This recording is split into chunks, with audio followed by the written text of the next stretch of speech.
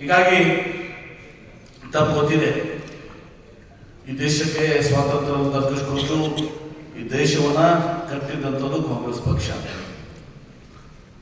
ನಮ್ಮ ತಿನ್ನಾಕ ಆಹಾರ ಇರಲಿಲ್ಲ, ನಾವು ವಿದೇಶದಿಂದ ಕೆಂಪು ಗೋಧಿಯನ್ನ ಆಮದು ಮಾಡ್ಕೋತಾ ಇದ್ದೀವಿ. ನಮ್ಮಲ್ಲೇ ಒಂದು ಸೂಜಿನ ಉತ್ಪಾದನೆ ಮಾಡ್ತಿರ್ಲಿಲ್ಲ.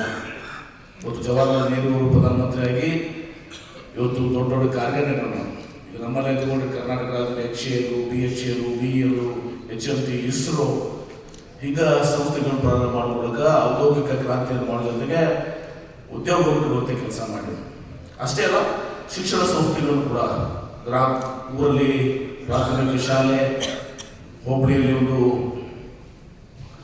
Pre university college, PUC college, ತದನಂತರ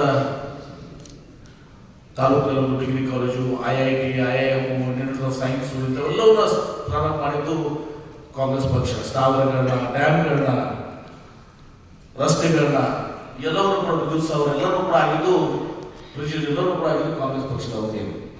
ಯಾಕೆ ಮಾತಂದ್ರೆ ನರೇಂದ್ರ ಮೋದಿ ಅವರು ಬಗ್ಗೆ ಹೇಳ್ತಾರೆ 70 ವರ್ಷ ಕಾಂಗ್ರೆಸ್ ಪಕ್ಷ ಏನ್ ಮಾಡಿದೆ, 70 ವರ್ಷದಲ್ಲಿ 55 ವರ್ಷ ಕಾಂಗ್ರೆಸ್ ಆಡಳಿತ ಮಾಡಿದ್ರು ಏನ್ ಮಾಡಿದೆ ಅಂತ ಹೇಳಿ.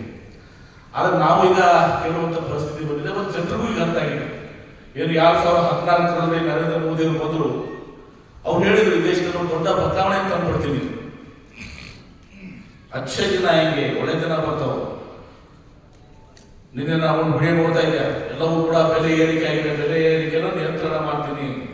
Petrol rate, diesel rate, gas cylinder rate, steel, cement, ಅಷ್ಟೇ ಅಲ್ಲ ರೂಪಾಯಿ ಮೌಲ್ಯ ಅಮೆರಿಕನ್ ಡಾಲರ್ ಕುಸಿದಿದೆ, ರೂಪಾಯಿಗೆ ಶಕ್ತಿಯನ್ನು ತುಂಬ್ತೀನಿ ಅಂತ ಹೇಳಿದ್ರು. ಆದರೆ ಪೆಟ್ರೋಲ್ ರೇಟು ಮನಮೋಹನ್ ಸಿಂಗ್ ಇದ್ದಾಗ 64 ರೂಪಾಯಿ ಇತ್ತು, ಈಗ 104 ರೂಪಾಯಿ ಆಗಿದೆ. ಡೀಸೆಲ್ ರೇಟ್ 54 ಇತ್ತು, 78 ಆಗಿದೆ. ಗ್ಯಾಸ್ ಸಿಲಿಂಡರ್ 440 ರೂಪಾಯಿ ಇತ್ತು, 1150 ರೂಪಾಯಿ ಆಗಿದೆ. ಸ್ಟೀಲ್ ರೇಟ್ ಡಬಲ್ ಆಗಿದೆ, ಸಿಮೆಂಟ್ ರೇಟ್ ಡಬಲ್ ಆಗಿದೆ. GST ಹಾಕೋದು ಮುಂದ ಇವತ್ತು ನಿಮ್ಮ ಹಾಲು ಮೊಸರು ಪ್ಯಾಕೆಟ್ನಾಗ ಏನು ಹಾಕ್ತೀರಿ, ನಿಮ್ಮ ನೋಟ್ಬುಕ್ ಪೆನ್ಸಿಲ್ ಮ್ಯಾಗೂ GST ಹಾಕಿದ್ದಾರೆ. ಅಚ್ಚೇ ದಿನ ಒಳ್ಳೆ ದಿನ ಬರಲಿಲ್ಲ, ಅಚ್ಚೇ ದಿನ ಬೆಲೆ ಏರಿಕೆ ಕಡಿಮೆ ಆಗಲಿಲ್ಲ, ಎಲ್ಲವೂ ದುಪ್ಪಟ್ಟಾಯಿತು. ಮತ್ತು ಅವ್ರು ಹೇಳ್ತಿದ್ರು ಅಮೆರಿಕನ್ ಡಾಲರ್ ಮುಂದೆ ನಮ್ಮ ರೂಪಾಯಿ ಮೌಲ್ಯ ಕುಸಿದಿದೆ ಅಂತ ಹೇಳಿ.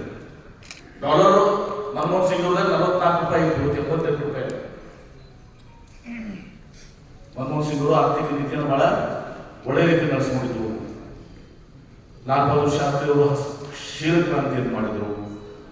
ಇವತ್ತು ಔದ್ಯೋಗಿಕ ಕ್ರಾಂತಿಯನ್ನ ಮತ್ತು ಹಸಿರು ಕ್ರಾಂತಿಯನ್ನ ಜವಾಹರ್ಲಾಲ್ ನೆಹರು ಅವರು ಮಾಡಿದ್ರು. ಇಂದಿರಾ ಗಾಂಧಿ ಅವರು ಬಂದಮೇಲೆ ನಿಮಗೆಲ್ಲ ಮನೆಗಳನ್ನ 20 ವರ್ಷಗಳ ಕಾರ್ಯಕ್ರಮದ ಜೊತೆ ಮನೆಗಳನ್ನು ಕಟ್ಟುವುದು ಪ್ರಾರಂಭ ಆಯಿತು. ರೇಷನ್ ಕಾರ್ಡ್ ಇಂದಿರಾ ಗಾಂಧಿ ಅವರು ಕೊಟ್ಟಿದ್ದು, ಪೆನ್ಷನ್ ವ್ಯವಸ್ಥೆ ಕೊಟ್ಟಿದ್ದು, ಬ್ಯಾಂಕನ್ನು ರಾಷ್ಟ್ರೀಕರಣ ಮಾಡಿ ನಿಮ್ಮೆಲ್ಲರಿಗೂ ಕೂಡ ಬ್ಯಾಂಕಿಗೆ ಹೋಗುವಂತ ಅವಕಾಶ ಮಾಡಿದ್ರು. ಬಡವರಿಗೆ, ಕೂಲಿ ಕಾರ್ಮಿಕರಿಗೆ ಇಂದಿರಾ ಗಾಂಧಿ ಅವರು ಕೊಟ್ಟಿದ್ದು. ರಾಜೀವ್ ಗಾಂಧಿ ಅವರು ಇವತ್ತು ನಿಮಗೆ ಏನು ನಾವು ಮೊಬೈಲ್ ನೋಡ್ತೀವಿ, ಕಂಪ್ಯೂಟರ್ ನೋಡ್ತೀವಿ, ಆಧುನಿಕ ಭಾರತ ನಿರ್ಮಾಣ ಆಗಬೇಕು ಅಂತೇಳಿ ರಾಜೀವ್ ಗಾಂಧಿ ಅವರು ಶಕ್ತಿ ಇರಬೇಕು. ಇವತ್ತು ನಮ್ಮ ಮನಮೋಹನ್ ಸಿಂಗ್ ಅವರು ರೈತರ 72,000 ಕೋಟಿ ರೂಪಾಯಿ ರಾಷ್ಟ್ರೀಕೃತ ಬ್ಯಾಂಕ್ ಸಾಲ ಮನ್ನಾ ಮಾಡಿದ್ರು. ನರೇಂದ್ರ ಮೋದಿ ಅವರು ಮಾಡಿದ್ದಾರೆ. 14 ಲಕ್ಷ ಕೋಟಿ ಸಾಲ ಮನ್ನಾ ಮಾಡಿದ್ದಾರೆ, ರೈತರ ಸಾಲ ಮನ್ನಾ ಮಾಡಿಲ್ಲ. 22 ಅದಾನಿ ಅಂಬಾನಿ ಹಿಡ್ಕೊಂಡು 22 ಜನ ದೊಡ್ಡ ದೊಡ್ಡ ಉದ್ಯೋಗಪತಿಗಳ 14 ಲಕ್ಷ ಕೋಟಿ ಸಾಲ ಮನ್ನಾ ಮಾಡಿದ, ರೈತರ ಸಾಲ ಮನ್ನಾ ಮಾಡೋಕ್ಕಾಗಿಲ್ಲ ಅವರಿಗೆ. ಹೀಗಾಗಿ ಮೋದಿ ಅವ್ರದ್ದು ಏನು 10 ವರ್ಷ 2014 24 ಏನು ಭರವಸೆ ಕೊಟ್ಟಿದ್ರು, ಅವು ಯಾವುದೂ ವಿಡೇಶಿಲ್ಲ. ಅಕ್ಷಯ ದಿನ ಬಂದಿಲ್ಲ. ಸಬ್ಕೆ ಸಾಥ್ ಸಬ್ಕೆ ವಿಕಾಸ್ ಅದು ಯಾವಾಗಲೂ ಆಗೇ ಇಲ್ಲ. ಇವರ ಧರ್ಮದ ಹೆಸರ ಮೇಲೆ, ಜಾತಿಯ ಹೆಸರ ಮೇಲೆ ವಿಭಜನೆ